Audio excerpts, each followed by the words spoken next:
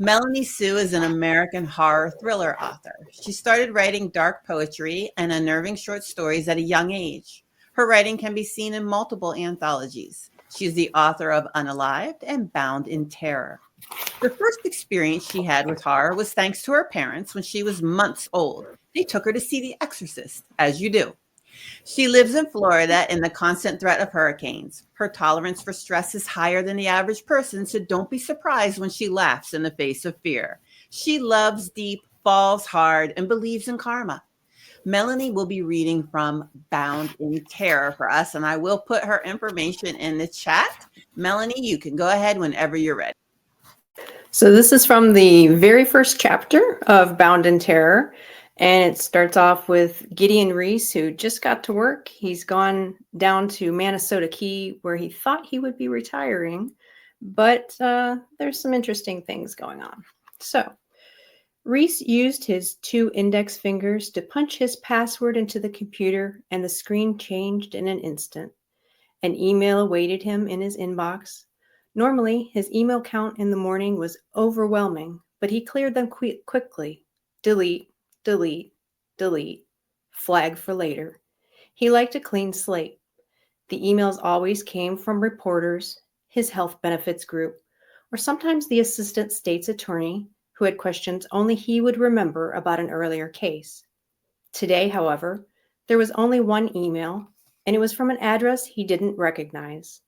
Intrigued, he took his reading glasses out of his shirt pocket, leaned forward in his chair, and opened the email.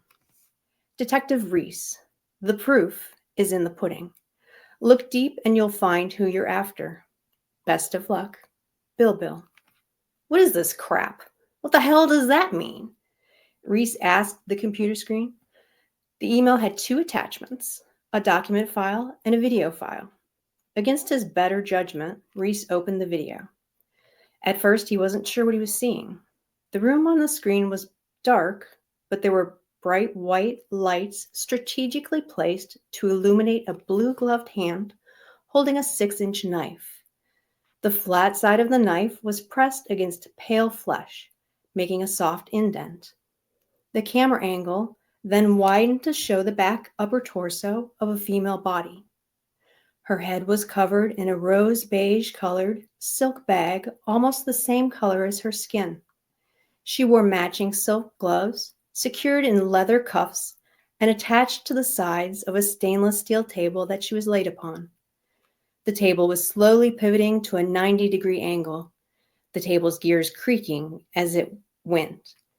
A black silk sheet draped across her waist, fastened with clamps to each side of the table, concealing her bottom half. All Reese knew for sure was that the form on the table was a woman, her piercing screams confirming his initial assumption. He could imagine the pain she felt when the 6-inch blade entered her side at the top of her armpit, then made a swift slice to just above her waist. The faceless perpetrator, who he could only think to refer to as Blue Gloves, finessed the knife into the top layers of the victim's skin in the same way he would if he were filleting a salmon. The woman on the table pulled tight against the restraints. Reese saw the flow of blood form ribbons on her skin and pool around her body. He watched in horror as one blue-gloved hand pulled the loosened skin away from her muscles while the other continued cutting. The knife made long strokes, skimming across the meat of her back as if removing the hide from an animal.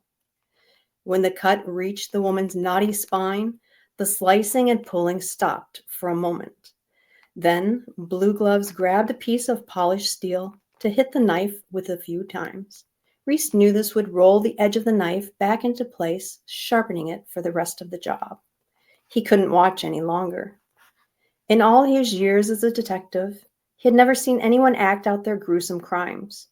The rapes, the murders, the beatings, he had seen all the depraved things mankind was capable of after the fact, and he was thankful for that small mercy. But this was something different. He clicked off the video and opened the document attached to the email, just as he heard his partner, Molly Boxer, down the hall. He began to read what looked like a news article ready for the day's press.